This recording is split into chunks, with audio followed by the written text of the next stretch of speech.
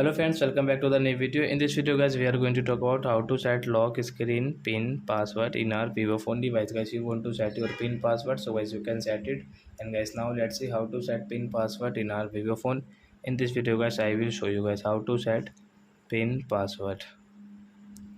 So guys, now let's see how to set pin. So guys, first of all open your phone setting and guys scroll it, and guys you can see this security setting. So guys tap here, guys click on screen lock and guys click on pin. So as you can set your pin password from here. So guys, example was I am telling you this 3699, next 3699, confirm. And guys don't do any mistake guys, be careful.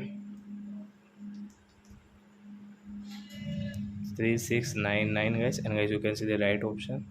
So guys tap here. So I hope friends you have understood how to set pin password in our vivo phone. So that's it guys, thanks for watching. Now we will meet on next video with new topic. Before going guys, please go and like my video, subscribe my channel. Bye bye friends.